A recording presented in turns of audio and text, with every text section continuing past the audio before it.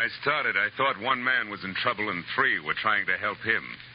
But after I found 2 pounds of tobacco, 2 pieces of brass, and a boat without a pilot heading straight out to sea, I knew they had all been in trouble, and all had taken the hard way out. From the pen of Raymond Chandler, outstanding author of crime fiction, comes his most famous character as CBS presents The Adventures of Philip Marlowe.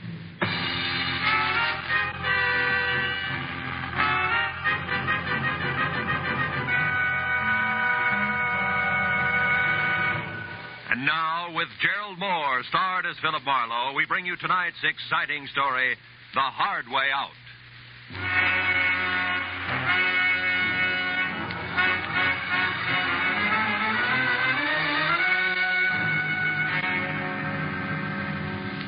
I had killed a shank of the afternoon in a Hollywood department store, trying for the 5th consecutive year to select something unique in a personalized Christmas card.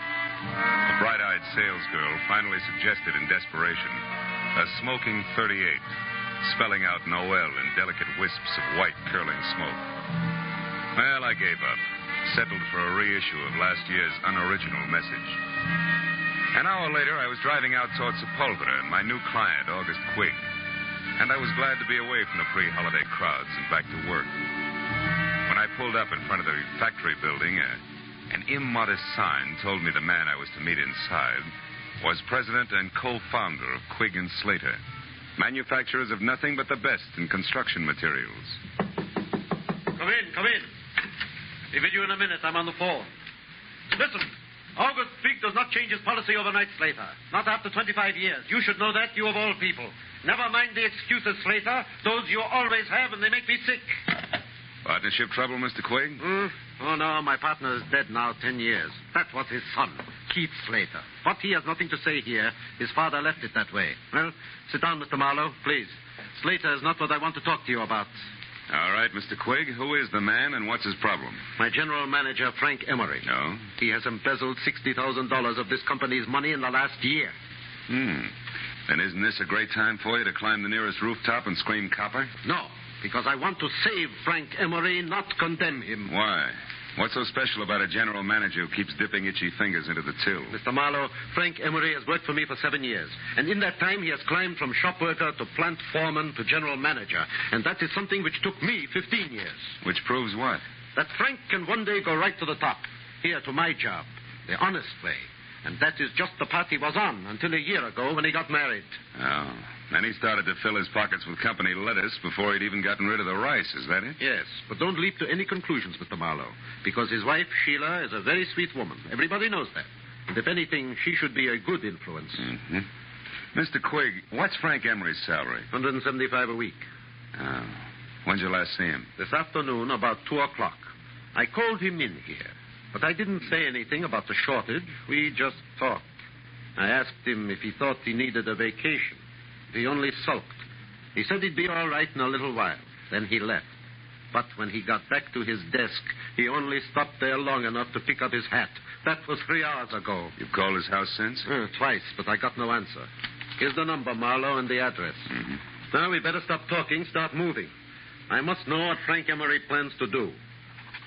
Yeah, this is my private number. Oh. The plant will close in half an hour, but I'll be here working late. Okay. But before I get going, Mr. Quigg, one more question. Just so all this will make some sense to me. Were you ever in a jam like this yourself? A long time ago, maybe? And you know what it's like to be in Emery's shoes? You're a pretty alert fellow, Mr. Marlowe. I do seem to remember a rich man who once kept me out of a lot of trouble. But the details aren't very clear anymore, so good night and good luck.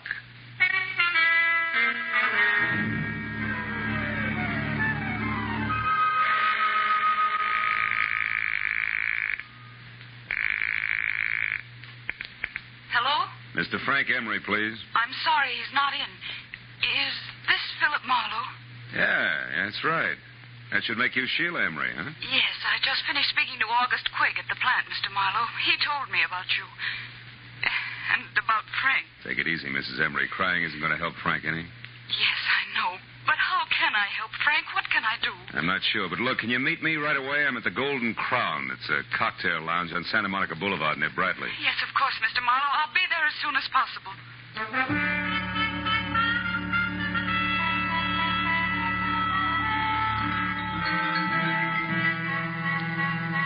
Exactly 34 minutes later, a two-tone, sleek convertible about the size of a Pullman car glided to a stop in front of the Golden Crown. The loveliness behind the wheel was wearing a $100 hand-knit dress that just wouldn't let go. I knew it couldn't be Sheila Emery, but it was. She was a tall, luscious blonde with blue-gray eyes that were set wide apart and a face that any angel would have gladly traded his wings for. Now, 5 minutes later, we were seated inside at a quiet corner booth. But only 2 weeks ago, everything was perfect, Mr. Marlowe. Frank didn't seem to have a care in the world. Mm-hmm. Then all of a sudden, he changed. He became quiet, almost morose. You never suspected that he was stealing from Quig? Of course not. And I still think there's some explanation, something we don't know about. Maybe. But from where I sit, it looks like you two have been keeping up with the Vanderbilts instead of the Joneses. It always danced the bank account. Just what do you mean by that, Mr. Marlowe? Exhibit A, that knit 1 pearl 2 number you're wearing. What? Exhibit B, that splash of automobile you drove up in. But Frank said we could afford those things. I know because I was worried when we bought the boat. Yeah, what boat? The Carefree. It's a 30-foot sailboat. We dock it near our cottage just beyond Santa Monica. Hey, wait a minute. A sailboat, a cottage at the beach, that car? Just how far do you think $175 will stretch these days? What do you mean? Frank makes twice that, plus bonuses. Not unless he has a very fancy paper route on the side. Because 175, period, is the figure that Quig quoted to me an hour ago. Oh, no. No, I can't believe that. Frank wouldn't lie to me that way. Yeah, some guys do funny things when they're too much in love. Oh, now, look, tears take time, honey. How about holding him back long enough to give me some dope that'll put me on Frank's trail, huh? I mean, names and numbers, his clubs, his friends, anything that'll give me a line. Yes, of course. But all that information is in his address book at home. All right. Home's our next stop.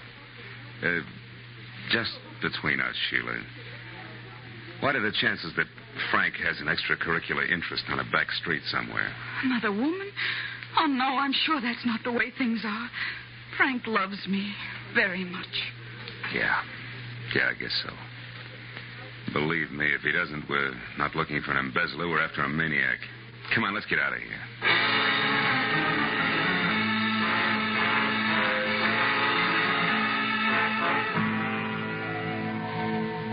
When we left the Golden Crown, Sheila was still crying and in no shape to drive. So after parking my coupe in a nearby lot, we floated out to the Emery place in Brentwood in a two-tone Nash, which did everything at the push of a button except dry a girl's tears. At her house, Sheila pulled herself together long enough to give me a handful of addresses that might possibly lead to Frank Emery. But just as I was about to leave, I noticed a single phone number scribbled in pencil on the edge of a desk blotter. It was Crenshaw 2, 2131. And since Sheila couldn't explain it, I wrote it down on a slip of paper and filed it in my pocket and left. But once outside, I remembered that my car was still on Santa Monica Boulevard at the Golden Crown. So I started back to the house to call a cab. I stopped suddenly at the sound of somebody in the shadows alongside the house. When I moved toward the noise, a man darted out between two trees, and I went after him. Get your hands off. Why? So we can play another round of hide and seek? No dice, brother. I'm getting too old for it. Now, who are you? What are you doing around the Emery place? Come on, let's have it. Say, wait a minute. Aren't you Marlowe? The man August Quig hired? That's right. You still haven't answered my question. Oh, no, but I will now that I know who you are. I'm Keith Slater. Surely dear Quig must have told you of me, the wastrel son of his late partner. He did, but you're still parrying, Slater. Why were you hiding behind those trees? Correction, Marlowe. I wasn't hiding. I was waiting for Frank Emery. All right, we won't argue terms. Why were you waiting? Because I wanted to get hold of Emery and help him before he goes too far. You see, Marlowe, he came back to the office after you left. What? Did he talk to Quig? No, the place had just closed and the old man was out for dinner. Did you talk to Emery? Yes, and it wasn't much fun. That poor fellow's just about out of his mind, Marlowe. Well, he raved on for an hour and a half about how unfair Quig was. Said he knew that I was the one who'd get to run Quig and Slater after the old man died. I don't follow that. When did you become the fair-haired boy around there? Oh, I'm hardly that. But I do own a quarter of the plant unless, of course, Quig fires me one day. Those are the terms of my father's will. But Quig won't fire you, is that it? He wouldn't think of it. After all, that would keep my dear father from resting easy in his grave. Okay, let's skip it. Exactly what did Frank Emery tell you, Slater? He said that August Quig was a two-faced liar and that he'd settle with him in his own way. I told Quig that when he got back from dinner. And I also reminded him that Frank had a key to the office. That didn't faze Quig, did it? No, he said he never worries twice. If Emery walked in on him, he'd think about what to do about it then. I tell you, Marlowe, we've got to get hold of Frank Emery and stop him before it's too late.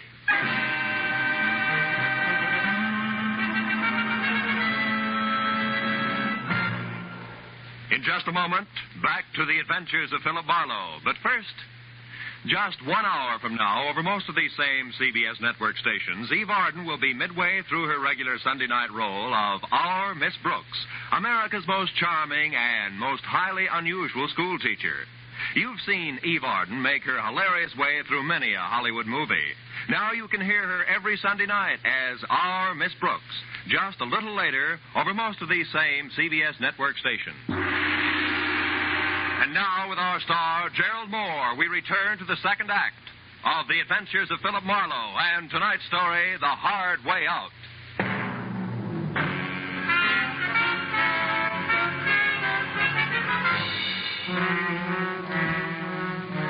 It was nearly an hour later before I was back in my office on Cahuenga with my finger in the dial of the telephone, checking the names and places that Sheila Emery had given me. 2 nightclubs, 3 hotels, and 5 friends later, I'd run through the list without a single kosher lead. Sitting there thinking of all the places a guy could disappear to, I reached into my pocket for a lifesaver and found something else. A slip of paper that read Crenshaw 22131. The number I'd seen on the desk blotter at Emery's place. So, with nothing more to lose than another millimeter off the tip of my index finger, I went back to dialing.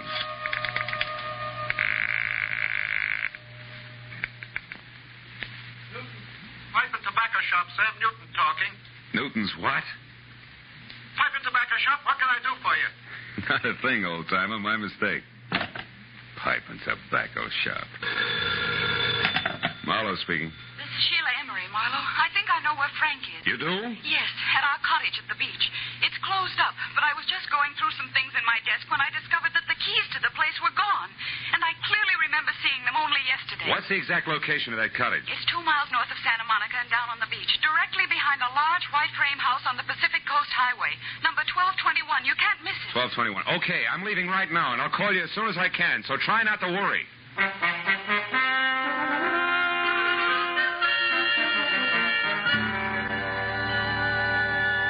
Somehow or other, I made it straight out along Sunset to the beach and then north as far as the large white frame house without being tagged for low flying by any of the boys in blue.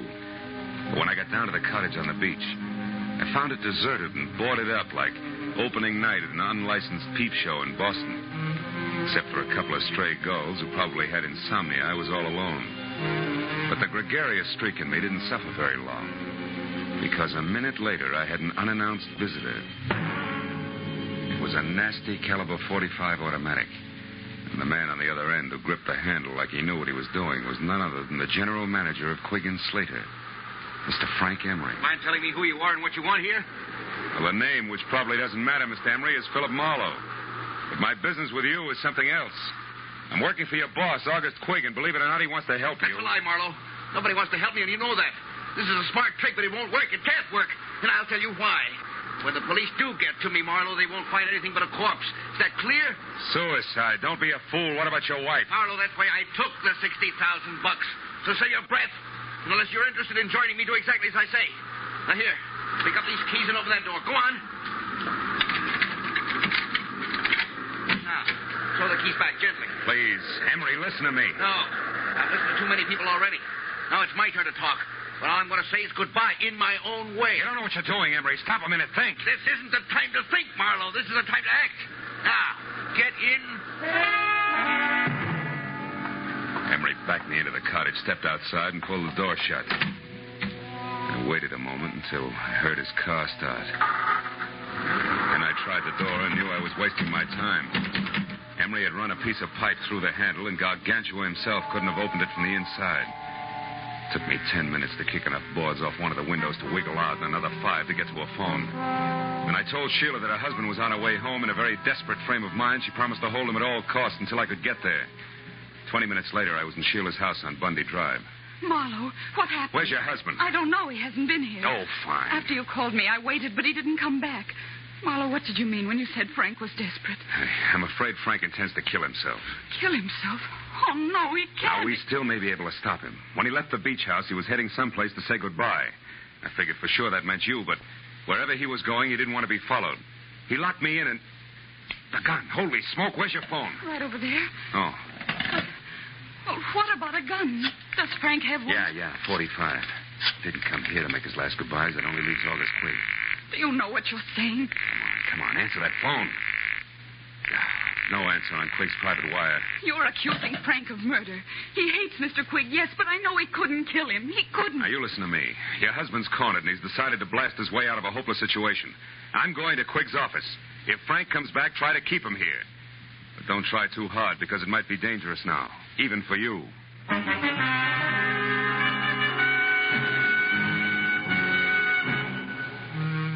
I drove down Sepulveda to the black, hulking plant of Quigg and Slater, pulled over, parked, and walked up the alley toward the side entrance. Through a barred window, I saw the feeble nightlight that glowed in the outer office. Otherwise, the place was dark. When I got to the door, I stopped. A diamond-shaped key stuck out of the lock, and the heavy door was ajar. I eased it open and listened. Nothing. I pulled the key out of the lock and dropped it in my pocket. Then I went inside and switched on the lights. Oh, I found him on the floor next to the desk in his private office. He'd been shot in the chest point blank with a .45, which meant that even before he fell, August Quigg was dead. The room was untouched. Quigg's key case lay in the pencil tray on his desk. I snapped it open and saw what I expected. His diamond-shaped key. I switched off the lights and started out. When I heard heels clicking up the hallway, I backed up against the wall and waited. It was Keith Slater. He hesitated in the open door, a startled look on his face. Good Lord. Quigg. Hello, Slater. Who is it? Marlowe. I wouldn't touch anything if I were you. The police will want to see it just as it is. Marlowe, he's been murdered. I had no idea Frank would go this far. Yeah, he's full of surprises tonight. Are you sure he's not carrying any grudges against you? Frank and I are old friends. That old man in there was different. He wasn't human. He was a machine, a rock crusher with a concrete heart. I'm only sorry it was Frank who did that to him because he'll never be able to get away with it. He doesn't intend to. Plans to commit suicide any minute now. Tell me something straight, Slater. How does he feel about his wife? Is he jealous? Jealous? Why, Marlowe, you don't think that he might kill Sheila? I'm going to call her right away. Wait a minute. If Frank is there, a phone call would only hurry things. Come on, let's go.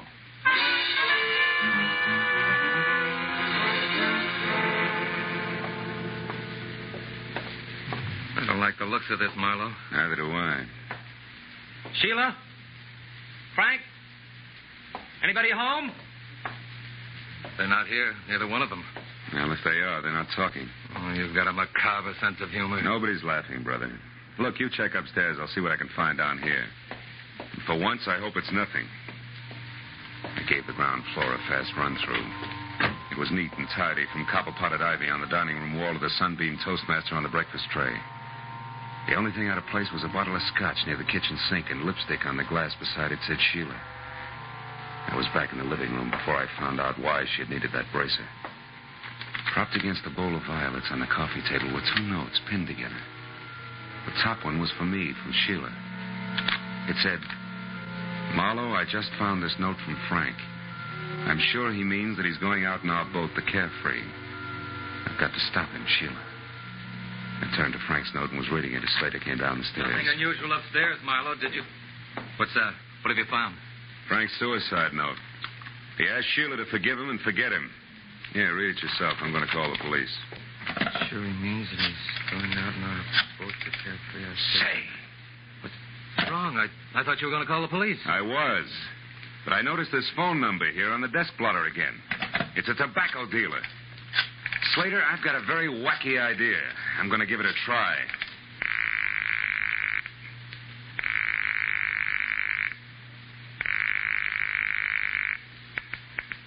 Hello? Newton Tobacco Shop?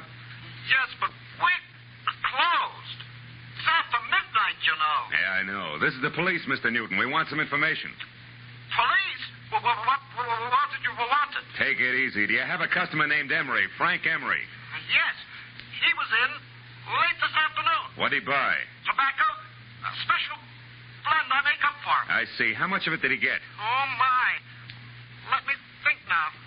2 pounds. Yes, that's right. 2 pounds. I'm sure of it. Man could lay quite a smoke screen with 2 pounds of tobacco, couldn't he?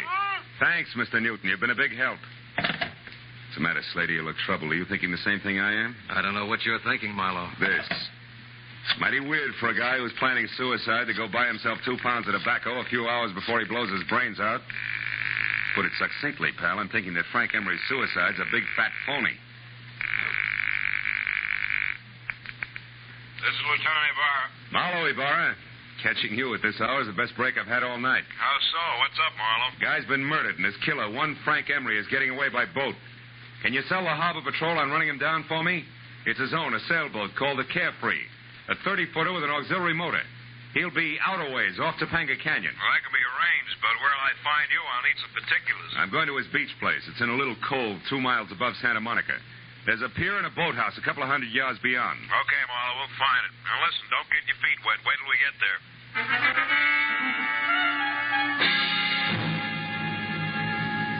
The Emery beach house was deserted and dark.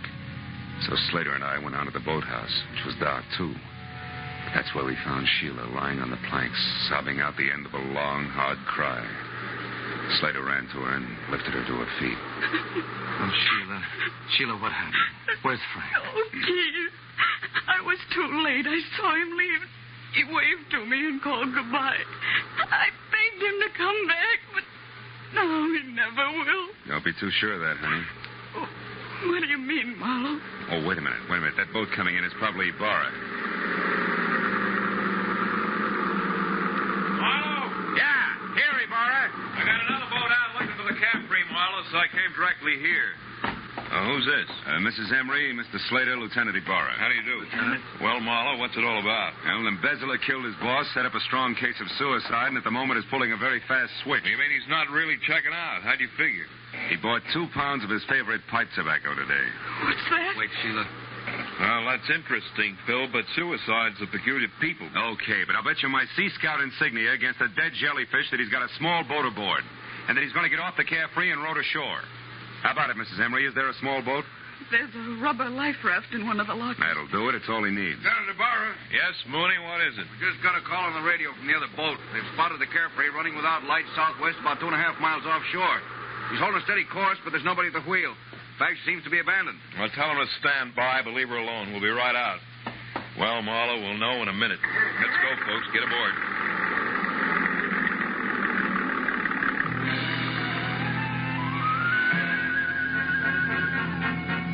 A harbor patrol cutter sliced through the black swells with the easy grace of a head waiter after a $10 tip. And all the way out, it looked as though Marlowe was going to be the bright boy of the evening. When we pulled alongside the Carefree, made her fast and boarded her, it still looked that way. It looked great, right up to the point when Ibarra peered through the porthole in the closed cabin, jerked the door open, and went inside. After that, it didn't look so good. Marlowe, come in here. Is this Frank Emery? Yeah, that's him, Ibarra. He's been shot over the heart from up close with a .45. Undoubtedly the one he still has gripped in his hand there. Lieutenant Ibarra? Is it Frank? Yeah, you better not come in, Mrs. Emery. Your husband has killed himself.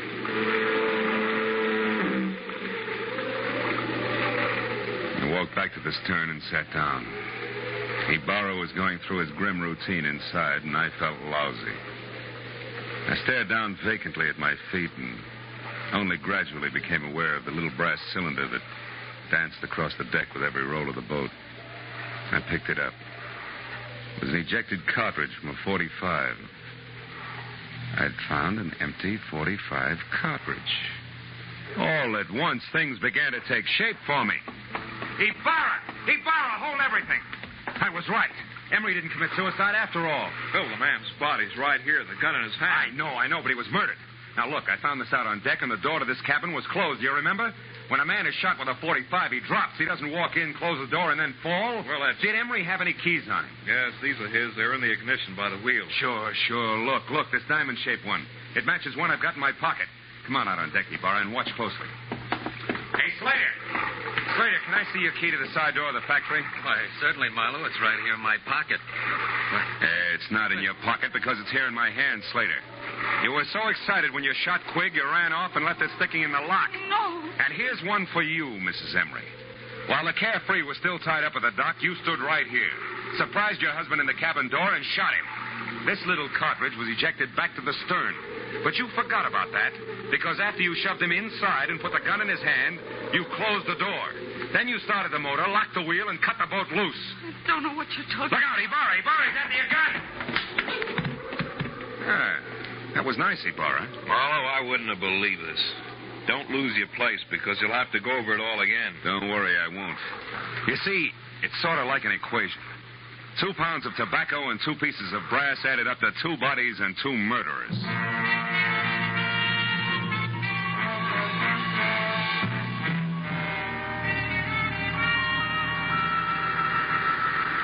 Well, Marlowe, it beats me that Mrs. Emery seemed to be nothing but sweet, soft, and stay-at-home nights. Yeah. Yes, she pulled one of the richest double-crosses on record. Ibarra, she let her husband steal a fortune for her and even helped him plan a fake suicide to get away. Then she turned around and used this plan, only no fake this time, to kill him. So she'd be free to marry Slater. But you didn't want Slater without the money, right? Right. And as long as August Quigg lived, Slater could never be sure of his income. So Slater killed him, and they hung that on Frank Emery, too. Mm-hmm. And they worked a fast routine of pass the detective right through the middle of it all. While Slater killed Quigg, I was with Sheila. Then Slater took me over while she killed Frank. They make a great team in a shell game, Marlowe. Yeah. But you did all right. Well, see you tomorrow, the report, you know. Good night, Phil.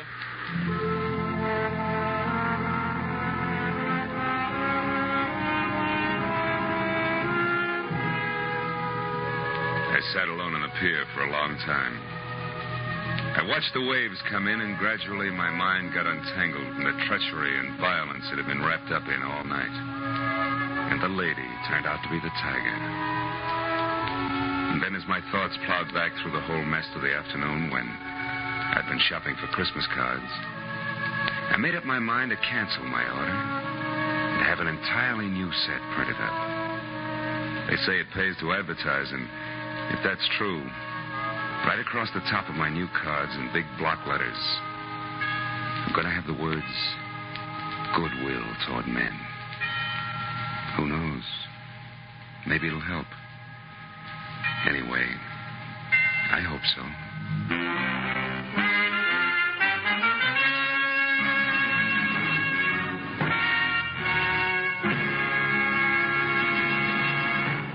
The Adventures of Philip Marlowe, created by Raymond Chandler, stars Gerald Moore, and is produced and directed by Norman MacDonald. Script by Mel Donnelly, Robert Mitchell, and Gene Levitt.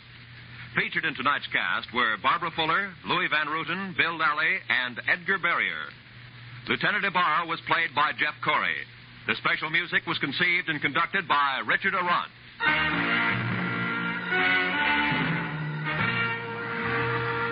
Be sure and be with us again next week when Philip Marlowe says... I walked into it smiling because it had all the corny elements. The weird doctor, the beautiful girl, the gloomy house on the windswept cliff, even the hulking menace. Only one thing was missing, the body. And that's when I stopped smiling, because I turned out to be the corpse myself, almost.